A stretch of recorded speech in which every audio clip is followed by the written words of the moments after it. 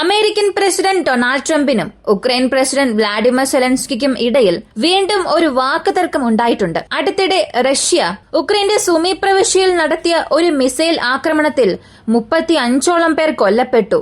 ഇതിൽ ഉക്രൈന്റെ ചില കമാൻഡോസും ഉണ്ടായിരുന്നു.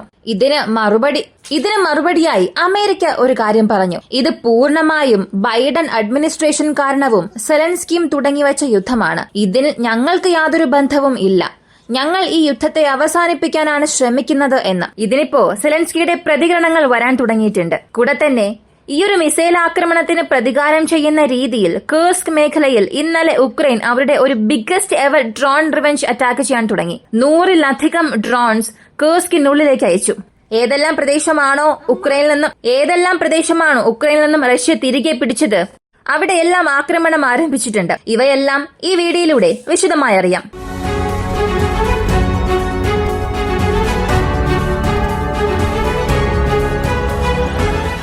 റഷ്യയുടെ ഈ ആക്രമണത്തെക്കുറിച്ച് ഉക്രൈൻ പ്രസിഡന്റ് ഒരു കാര്യം പറഞ്ഞു. മനുഷ്യ ചരിത്രത്തിലെ ഏറ്റവും മോശമായ ഏകാധിപതിയായി റഷ്യൻ പ്രസിഡന്റ് വ്ളാഡിമിർ പുടിൻ മാറിയിരിക്കുകയാണ്. മാത്രമല്ല, ഉക്രൈനിയരെ ഏതെല്ലാം വിധത്തിൽ പീഡിപ്പിച്ച് സന്തോഷിക്കാൻ കഴിയുമോ അതെല്ലാം ഈ സ്വേച്ഛാധിപതിയായ പ്രസിഡന്റ് ചെയ്യുന്നുണ്ട്. എത്രയും പെട്ടെന്ന് ഇതിനുള്ള ഒരു മറുപടിയും നൽകുമെന്നും പറഞ്ഞു. അടുത്ത് ട്രംപ് സംസാരിച്ചതിനെക്കുറിച്ച് സെലൻസ്കിയോട് ഒരു ചോദ്യം ചോദിച്ചു. അമേരിക്ക ഇങ്ങനെ പറഞ്ഞു: ഈ യുദ്ധം പൂർണ്ണമായും ബൈഡൻ അഡ്മിനിസ്ട്രേഷൻ കാരണവും നിങ്ങളും തുടങ്ങിവെച്ച യുദ്ധമാണെന്ന് പറയുന്നു. ഇതിനെ നിങ്ങൾ എങ്ങനെയാണ് കാണുന്നത്? അല്ലെങ്കിൽ അമേരിക്കയുടെ നിലപാട്, നിങ്ങൾക്ക് നൽകുന്ന സഹായം, ഇതിനുശേഷം അവരുടെ പക്കൽ നിന്ന് വരുന്ന അത്രയും സൈനിക സഹായം, ഇതെല്ലാം ഇവിടെ ഒരു ചോദ്യചിഹ്നമായി മാറിയില്ലേ? ഇതിനെക്കുറിച്ച് നിങ്ങളുടെ പ്രതികരണം എന്താണെന്ന് ചോദിച്ചപ്പോൾ വളരെ ലളിതമായി ഒരു മറുപടി പറഞ്ഞു. അമേരിക്കയെ സംബന്ധിച്ചിടത്തോളം റഷ്യയുടെ ഇൻഫ്ലുവൻസ് അമേരിക്കൻ രാഷ്ട്രീയത്തിൽ, അതും പ്രധാനമായി ഇപ്പോഴുള്ള ഗവൺമെന്റിൽ വളരെ അധികമായിട്ടുണ്ട്. റഷ്യൻ ഇൻഫ്ലുവൻസ് അമേരിക്കയിൽ അധികമായിട്ടുള്ളത് FBI അന്വേഷിക്കാൻ ശ്രമിച്ചാലും അതിൽ ആശ്ചര്യപ്പെടാൻ ഒന്നും ഇല്ല. എത്രയും പെട്ടെന്ന് ട്രംപ് അഡ്മിനിസ്ട്രേഷൻ ഇത് മനസ്സിലാക്കും. റഷ്യൻ ഇൻഫ്ലുവൻസ് ഏത് ഭരണാധികാരികൾക്ക് അധികമായാലും ആ രാജ്യത്തിൽ ഒരു സമാധാനവും ഉണ്ടാവുകയില്ല എന്നും അദ്ദേഹം പറഞ്ഞു. ഇങ്ങനൊരു മറുപടി കേട്ടതിന് ശേഷം അമേരിക്കക്കാർ, അല്ലെങ്കിൽ അമേരിക്കയിലെ ട്രംപ് ആയാലും വെറുതെ ഇരിക്കും എന്ന് തോന്നുന്നുണ്ടോ? ഇതിനു മുൻപ് ഇവർ തമ്മിൽ നടത്തിയ ആ ഒരു ചർച്ചയിൽ ഇവർക്കിടയിൽ ഉണ്ടായ ആ ഒരു തർക്കം വലിയൊരു ക്ലാഷിൽ അവസാനിക്കേണ്ട ഘട്ടത്തിൽ എത്തി. ഇപ്പൊ ഇതിനുള്ള മറുപടി ട്രംപ് പറഞ്ഞത്: നിങ്ങളെക്കാൾ 20 മടങ്ങ് ശക്തിയാർന്ന ഒരു രാജ്യത്തോട് നിങ്ങൾ എന്ത് ധൈര്യത്തിലാണ് യുദ്ധം തുടങ്ങണം എന്ന് ആഗ്രഹിച്ചത്? യുദ്ധം പൂർണ്ണമായും ആരംഭിച്ചു വച്ചത് ഉക്രൈൻ പ്രസിഡന്റ് വ്ളാഡിമിർ സെലൻസ്കിയാണ്. അതിനുള്ള പദ്ധതികൾ നൽകിയത്, അതിന് പിന്തുണയായി പുറകിൽ നിന്നത് ഇതിന് മുൻപ് അമേരിക്ക ഭരിച്ച ബൈഡൻ അഡ്മിനിസ്ട്രേഷൻ മാത്രമാണ്. അതിനു മുൻപ് 4 വർഷം ഞാൻ ഭരണത്തിൽ ഉണ്ടായിരുന്നു. അപ്പോൾ ഇതുപോലൊരു ചെറിയ തീപ്പൊരി പോലും അനുവദിച്ചില്ല. എനിക്ക് മുൻപുണ്ടായിരുന്ന അഡ്മിനിസ്ട്രേഷനിലും പ്രശ്നമുണ്ടായിരുന്നു. എനിക്ക് ശേഷം വന്ന അഡ്മിനിസ്ട്രേഷൻ പ്രശ്നങ്ങൾ അധികമാക്കുകയും എരിയുന്ന തീയിൽ വീണ്ടും എണ്ണ എടുത്തൊഴിച്ചു. എന്നാൽ എന്റെ ഭരണത്തിൽ ഇങ്ങനെയുള്ള പ്രശ്നങ്ങളെ വളരാൻ ഞാൻ അനുവദിച്ചില്ല, വരാൻ പോലും അനുവദിച്ചില്ല. ഇപ്പോൾ നിങ്ങൾക്ക് മനസ്സിലായിട്ടുണ്ടാകും, ഇവിടെ യുദ്ധം ഒഴിവാക്കിയ ഒരേയൊരു പ്രസിഡന്റ് ഞാൻ മാത്രമാണ്. മറ്റുള്ള അത്രയും പേർ അവരുടെ താൽപര്യാർത്ഥം ഇവിടെ പ്രസിഡന്റ് പുടിന് എതിരെയുള്ള യുദ്ധം ആരംഭിച്ചു. പ്രസിഡന്റ് പുടിന്റെ സ്റ്റാൻഡ് എന്നത് ഇവിടെ വ്യക്തമായിരുന്നു. ആവശ്യം ഇല്ലാതെ ഉക്രൈനെ ആം ചെയ്തതുകൊണ്ട്, യൂറോപ്യൻ യൂണിയനിൽ നിന്നും ആയുധ സഹായം ഉക്രൈനിൽ അധികമാക്കിയതുകൊണ്ടാണ് ഈ ഒരു യുദ്ധം തുടങ്ങിയത്. ഇവയ്ക്കെല്ലാം കാരണം സെലൻസ്കിയാണെന്ന് വീണ്ടും വളരെ പരുഷമായ സ്വരത്തിൽ മറുപടി പറഞ്ഞു. അപ്പോ സെലൻസ്കിയെ സംബന്ധിച്ചിടത്തോളം അദ്ദേഹം ഇനി അമേരിക്കയെ അർത്ഥം വെച്ച് എന്തൊക്കെ സംസാരിച്ചാലും, അല്ലെങ്കിൽ വീണ്ടും അമേരിക്കയെ എതിർത്ത് സംസാരിക്കുകയാണെങ്കിൽ അമേരിക്കയുടെ റെസ്പോൺസ് ഇതിൽ നിന്നും വളരെ മോശമായിരിക്കാൻ സാധ്യതയുണ്ട്. ഇതിനിടയിൽ പുതിയൊരു വിവരം വന്നു. F-16 സംബന്ധിച്ച് റഷ്യയുടെ S-400 അതിനെ വെടിവെച്ച് വീഴ്ത്തിയെന്ന് റഷ്യയുടെ മിനിസ്ട്രി ഓഫ് ഡിഫൻസ് ഏകദേശം സ്ഥിരീകരിച്ചിരുന്നു. സർഫസ് ടു എയർ മിസൈൽ, അതും ലോങ് റേഞ്ചുള്ള സർഫസ് ടു എയർ മിസൈൽ വഴിയാണ് അതിനെ വെടിവെച്ച് വീഴ്ത്തിയത് എന്നും പറഞ്ഞു. അപ്പോൾ അവിടെ S-400 ഉപയോഗിച്ചിരിക്കാനുള്ള സാധ്യതകൾ അധികമാണ്. ഇപ്പോ അടുത്തിടെ വന്നിരിക്കുന്ന മറ്റൊരു വാർത്ത, ഈ ഫ്ലൈറ്റ് റഡാർ അനലിറ്റിക്സ്, ഈ റിപ്പോർട്ടെല്ലാം വെരിഫൈ ചെയ്തിട്ട് ഒരു കാര്യം പറഞ്ഞു: ഇതിൽ അമേരിക്കയുടെ പങ്കുണ്ട്. അതെന്താ അങ്ങനെ? അമേരിക്കയുടെ പങ്ക് ഇതിൽ എങ്ങനെ ഉണ്ടാകും? അമേരിക്ക കാരണം നിർമ്മിച്ച ഒരു വിമാനം, അമേരിക്കയുടെ സൗഹൃദ രാജ്യം ഉക്രൈൻ നൽകിയ വിമാനം, ഇതിൽ എങ്ങനെ അമേരിക്കയുടെ പങ്കുണ്ടാകും എന്ന ഒരു സംശയമായിരിക്കും നിങ്ങൾക്ക് വരിക. ഇതിൽ അമേരിക്കയുടെ ഒരു ഗെയിം പ്ലാൻ തന്നെ നടന്നിട്ടുണ്ട്. എന്താണെന്ന് ഞാൻ പറയാം, വ്യക്തമായി കേൾക്കുക. ISR intelligence surveillance reconnaissance mission ഇടയ്ക്കിടെ ഈ ഡ്രോൺസിനെ പറപ്പിക്കുന്നു. ഹൂത്തീസ് പോലും ധാരാളം MQ-9 റിപ്പർ ഡ്രോൺസിനെ വെടിവെച്ച് വീഴ്ത്തിയിട്ടുമുണ്ട്. ഇങ്ങനെ ഡ്രോണുകളെ കൂടുതലായും ഉപയോഗിക്കുമ്പോൾ എന്തിനാണ് ഇവയെ ഇങ്ങനെ ഇത്ര കൂടുതലായി ഉപയോഗിക്കുന്നത് എന്ന് നിങ്ങൾ സംശയിച്ചിട്ടുണ്ടാകും. എന്നാൽ ഇവയ്ക്കെല്ലാം ഒരു ദൗത്യമുണ്ട്. ടാർഗറ്റ് കോർഡിനേറ്റ്സ് ഗ്യാദർ ചെയ്യുക. എവിടെയെല്ലാം ടാർഗറ്റ്സ് ഉണ്ട്, എവിടെയെല്ലാം മിസൈൽ മൂവ്മെന്റ്സ് ഉണ്ട്, എവിടെയെല്ലാം റഡാർ സ്റ്റേഷൻസ് ഉണ്ട്, ഇവയെല്ലാം വിശകലനം ചെയ്യാനായി ഇങ്ങനെയുള്ള ISR മിഷൻസ് ഫ്ലൈ ചെയ്യും. അതിൽ അവസാനത്തെ ഘട്ടമായി, അതായത് ഒരു 10-15 ദിവസമായി അമേരിക്കയുടെ വിവരങ്ങൾ ഉക്രൈൻ പ്രതീക്ഷിച്ചതുപോലെ അവർക്ക് ലഭിച്ചില്ല. അതിന് പ്രധാനപ്പെട്ട കാരണം ഇപ്പൊ S-400 ഉണ്ടെങ്കിൽ അത് നാറ്റോ ആയാലും അമേരിക്ക ആയാലും എപ്പോഴും നിരീക്ഷിച്ചുകൊണ്ടിരിക്കും. അവിടെ ഒരു ട്രക്ക് പോവുകയാണെങ്കിൽ 24/7 റഷ്യൻ എയർ ഡിഫൻസ് സിസ്റ്റം മൂവ്മെന്റ്സിനെ അവരുടെ നിരീക്ഷണത്തിൽ വച്ചിരിക്കും. പക്ഷേ ഇത്രത്തോളം സ്ട്രൈക്ക് റേഞ്ച് വളരെ ചുരുങ്ങി വരുമ്പോൾ, അല്ലെങ്കിൽ ഫ്രണ്ട് ലൈനോട് വളരെ അടുത്ത് വരുമ്പോൾ ഒരു വിമാനത്തെ വെടിവെച്ച് വീഴ്ത്തിയിട്ടുണ്ടെങ്കിൽ ISR ഓപ്പറേഷൻ അവിടെ ഫെയിൽ ആയിട്ടുണ്ട്. അല്ലെങ്കിൽ അങ്ങനെ ഒരു മിഷൻ നടന്നിരുന്നാലും അതിന്റെ ടാർഗറ്റ് ഇൻപുട്സ് അവിടെ ഉക്രൈന് ലഭിച്ചിട്ടുണ്ടാകില്ല. അതിന് പ്രധാനപ്പെട്ട കാരണം വിഷ്വൽ കൺഫർമേഷൻസ് ആണ്. 2-3 ഫുട്ടേജ് ഇപ്പോൾ പുറത്തു വന്നിട്ടുണ്ട്.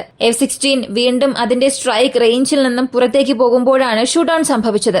അപ്പോൾ ഈ വിമാനം അവിടെയുള്ള എയർ ഡിഫൻസ് സിസ്റ്റം എവിടെയുണ്ട് എന്നുള്ള ഡേറ്റ പോലും ഇല്ലാതെ, അതിനെ സെൻസ് ചെയ്യാതെ നേരിട്ട് റഷ്യൻ അതിർത്തിയെ നോക്കിപ്പോയി. എന്നാൽ അതിനുശേഷം surface to air missile launch ആയതിനു ശേഷമാണ് അങ്ങനെ ഒരു അലേർട്ട് അവർക്ക് ലഭിച്ചത്. വീണ്ടും രക്ഷപ്പെടണമെന്ന് വിചാരിച്ച് അതിനായിട്ടുള്ള ശ്രമങ്ങൾ എടുത്തപ്പോൾ ഈ ഒരു വെടിവയ്പ് നടന്നു. അപ്പോൾ അമേരിക്കയുടെ ഇന്റലിജൻസ് ഇൻപുട്ട്, പ്രധാനമായും S-400 കുറിച്ചുള്ള വിവരങ്ങൾ ഉക്രൈൻ വ്യോമസേനയ്ക്ക് ലഭിച്ചിട്ടില്ല. ഇത് പൂർണ്ണമായും ഇന്റലിജൻസ് ഇൻപുട്ട് അമേരിക്ക അറിഞ്ഞുകൊണ്ട് ഉക്രൈന് നൽകാതിരിക്കാനുള്ള സാധ്യതയും അധികമാണ്. അടുത്ത കേർസ്കിലെ ഡ്രോൺ ഓപ്പറേഷനെ കുറിച്ച് അറിയാം. ഇന്നലെ രാവിലെ മുതൽ കേർസ്കിന്റെ ബാക്കിയുള്ള പ്രദേശങ്ങളിൽ എവിടെയെല്ലാമാണോ ഉക്രൈൻ സൈനികർ പരസ്പരം യുദ്ധം ചെയ്യുന്നത്, അതായത് ടൗൺ ഓഫ് സിപ്സയിലുള്ള ഗ്യാസ് മീറ്ററിംഗ് സ്റ്റേഷൻസ്, അവിടെ നിന്ന് 4 കിലോമീറ്റർ ചുറ്റളവിൽ ഉക്രൈൻ അവരുടെ ഒരു വലിയ ഡ്രോൺ അറ്റാക്ക് ചെയ്യാൻ ആരംഭിച്ചു. റഷ്യയിലെ ടെലഗ്രാം പേജസ് അല്ലെങ്കിൽ ഓൺലൈനിലുള്ള ചില വാർ മോണിറ്റേഴ്സ് വഴിയാണ് വിവരങ്ങൾ വരുന്നത്.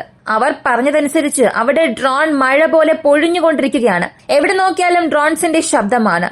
ഡ്രോൺസിന്റെ ഇമ്പാക്ട് ഉണ്ടാകുന്നു എന്ന്, ഏത് ദിശയിൽ നോക്കിയാലും ഡ്രോണിനെ മാത്രമേ കാണാൻ കഴിയുന്നുള്ളൂ എന്നും പറഞ്ഞു. തീർച്ചയായും ഇത് ഉക്രൈൻ എടുക്കുന്ന ഒരു വലിയ തെറ്റായി തന്നെ അവസാനിക്കും. ഇതിനൊരു മറുപടി റഷ്യ എത്രയും പെട്ടെന്ന് നൽകുകയും ചെയ്യും. ഇതിൽ മരണനിരക്കുണ്ടാകാനുള്ള സാധ്യത കുറവാണ്. കാരണം ഇതെല്ലാം അബാൻഡൻ ടൗൺ ആണ്. അവിടെ സൈനികർ മാത്രമാണുള്ളത്. അതും അവർക്കായിട്ടുള്ള ബങ്കേഴ്സ് ഒക്കെ തയ്യാറാക്കി അണ്ടർഗ്രൗണ്ടിലാണ് അവർ ഉള്ളത്. ബാറ്റിൽ നടക്കുന്ന സ്ഥലത്ത് മാത്രമാണ് ഓപ്പൺ ഗ്രൗണ്ടിൽ സൈനികർ ഉള്ളത്. എന്നാൽ അതിനുമപ്പുറം ഇങ്ങനെ ഒരു അസോൾട്ട് ഉക്രൈൻ ചെയ്തത് അവരുടെ കറേജിനെയാണ് കാണിക്കുന്നത്. എന്റെ സിറ്റി സെന്ററിനെ നിങ്ങൾ ആക്രമിച്ചാൽ ഞാനും ആക്രമിക്കും. എന്റെ സൈനികരെ നിങ്ങൾ തൊടുകയാണെങ്കിൽ ഞാനും നിങ്ങളെ ആക്രമിക്കും. ഇവർ പദ്ധതിയിടുന്നത്, എക്സിക്യൂട്ട് ചെയ്യുന്നത് എല്ലാം ശരി തന്നെയാണ്. എന്നാൽ ഒരവസാനമില്ലാത്ത യുദ്ധത്തെ നോക്കിയാണ് ഇവർ പോയിക്കൊണ്ടിരിക്കുന്നത്.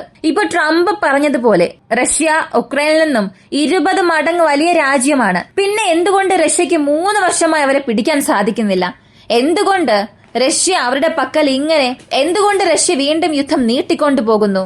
ഈ ഒരു ചെറിയ രാജ്യത്തെ റഷ്യ കൊണ്ട് പിടിച്ചെടുക്കാൻ കഴിയുന്നില്ല എന്ന ഒരു ചോദ്യം നിങ്ങൾക്ക് വരാം. ആ ചോദ്യം ശരിയാണ്. ഈ വീഡിയോയിൽ അതിനുള്ള ഒരു വിവരം ഞാൻ പറഞ്ഞു. ഈ ISR മിഷൻ എല്ലാ നാറ്റോ സാറ്റലൈറ്റ്സ്, യൂറോപ്യൻ യൂണിയനിലുള്ള സാറ്റലൈറ്റ്സ്, നാറ്റോയുടെ ഇന്റലിജൻസ് ഇൻപുട്ട്, യൂറോപ്യൻ യൂണിയനിലെ ഇന്റലിജൻസ് ഇൻപുട്ട്, അമേരിക്കയുടെ ഇന്റലിജൻസ് ഇൻപുട്ട്, ഇവരെല്ലാം ചേർന്ന് ഉക്രൈൻ എന്ന ഒരു ചെറിയ രാജ്യത്തിന് വേണ്ടി യുദ്ധം ചെയ്യുകയാണ്. ഈ ഉക്രൈന്റെ ഫേസ് മാസ്കിന് പുറകിൽ നാറ്റോ എന്ന ഒരു വലിയ സംഘടന തന്നെയുണ്ട്. ലോകത്തിലെ അധിക ശക്തിയുള്ള ഒരു സംഘടന ഈ യുദ്ധത്തെ ഇൻഡയറക്റ്റായി തന്നെ കൊണ്ടുപോകുന്നു. അപ്പോ ഇങ്ങനെയുള്ള ഒരു സമയത്ത് ഇത് റഷ്യ ഉക്രൈൻ യുദ്ധം എന്ന് മാത്രം പറയാൻ സാധിക്കില്ല.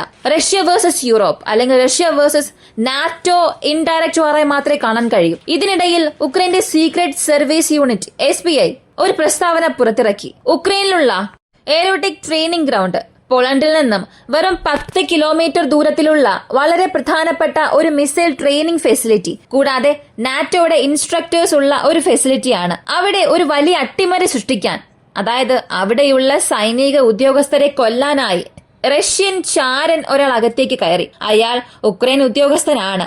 പക്ഷെ അയാൾ റഷ്യക്ക് വേണ്ടി ജോലി ചെയ്യുകയും അവർക്ക് വേണ്ടി പ്രവർത്തിക്കുകയും ചെയ്യും. അദ്ദേഹത്തെ ഇപ്പോൾ ഞങ്ങൾ അറസ്റ്റ് ചെയ്തിട്ടുണ്ട്. ഇതിന് പുറകിലുള്ള മുഴുവൻ നെറ്റ്വർക്കിനെയും ഞങ്ങൾ പിടിക്കും എന്ന് ഉക്രൈന്റെ ഇന്റലിജൻസ് റിപ്പോർട്ട് വഴി ഇന്നലെ ഒരു വിവരം പുറത്തു വന്നു. സത്യത്തിൽ ഈ ഒരു സുമി അറ്റാക്ക് നടന്നതിന് ശേഷം ഉക്രൈൻ അവരുടെ പ്രോസസ് വളരെ അധികമാക്കിയിട്ടുണ്ട്. ഇത് വെറും PR-ന് വേണ്ടി ചെയ്തതാണോ അല്ലെങ്കിൽ സത്യത്തിൽ ഇങ്ങനെ ഒരു സംഭവം നടന്നിട്ടുണ്ടോ എന്നൊന്നും അറിയില്ല. ഇത് സത്യമായിരിക്കാനുള്ള ഒരുപാട് സാധ്യതയുമുണ്ട്.